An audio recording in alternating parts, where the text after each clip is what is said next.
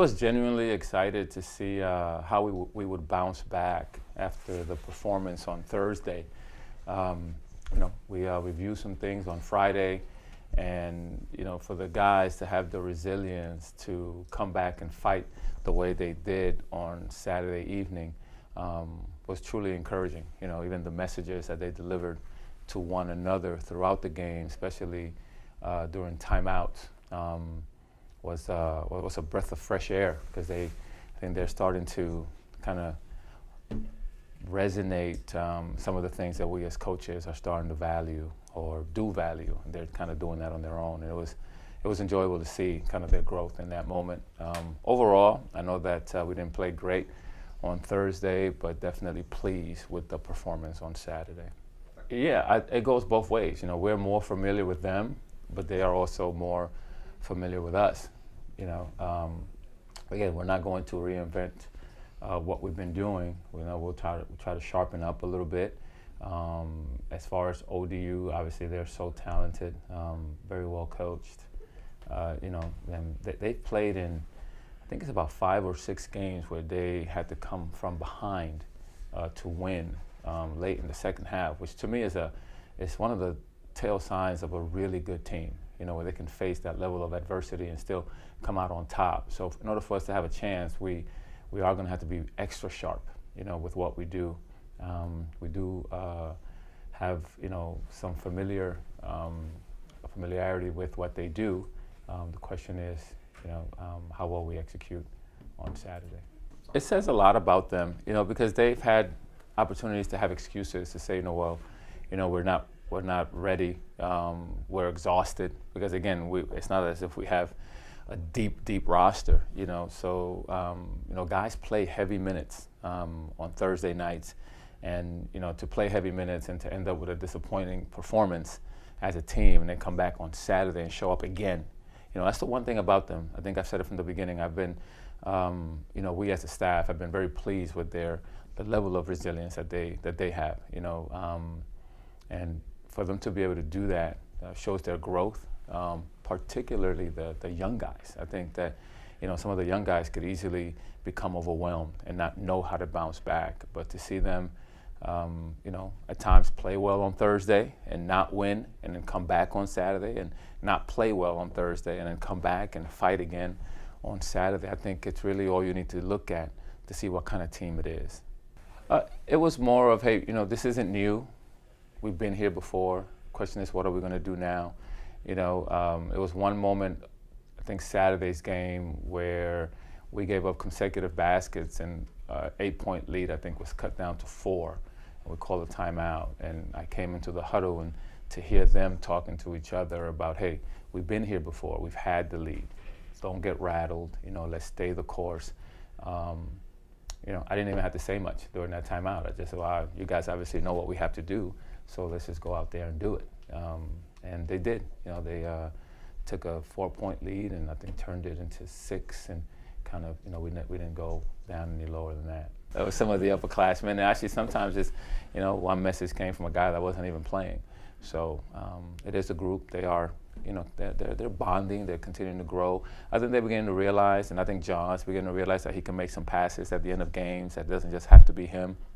And I think some of the guys are realizing that, hey, I can make a play towards the end, which, again, it's just kind of part of our growth as we evolve. Now, I don't know, not yet. We have to go through it to see and learn. To me, all experience is making some mistakes and then growing from them. A lot of people think that experience is when you have this tremendous success. You don't get to success unless you experience some failures. And going through these valleys, sometimes are more beneficial than people think. Because there is a lot of growth if you approach it with that type of mindset, both players and coaches. So for us this week, we're going to be smart. We're still going to be tough. We're going to be intense. But it is, we are in February. We don't have to practice for 3 hours. I think that would be a huge mistake at this point. I think more skill development, sharpening up, even sometimes more mental videos, really learning visually, and then going on the floor and applying some things is usually kind of the way to go at this point in the game. Honestly, I don't want to disagree with you. I think John is growing. I know that he is, one of the better players in the league and so on. But if you watch his play, I think even Saturday he played a game where he had one turnover, and for him, I think that's tremendous growth. If you watch his shooting percentages, as of late, that's tremendous growth. John is scoring 20, but he's not taking 20 shots. He's becoming a lot more efficient as a player. His growth might be a lot smaller than the other guys, but there is growth on his part too. The young guys, I think, are just becoming more comfortable, and they are very fortunate right now because of our roster. They get to play through mistakes. That's a luxury that as a young coach or as a head coach, a lot of guys don't have. Usually guys make mistakes, and you have somebody else that's willing to go in there, and kind of get it right. So right now, they are learning, through their mistakes, play to play. They don't get taken out of the game because they make a mistake. There's no one else to put in there. So it really is a great opportunity for them to grow. And it's teaching me a lot of patience. Obviously, there's something to play for. You would want to, because, what I've learned is, it's a new season.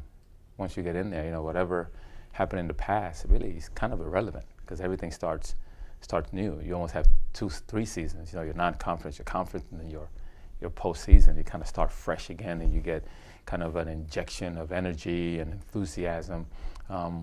It's important for our program. I would love to have John kind of experience this as a senior, but it's not something that we're holding so tightly. We hold things loosely.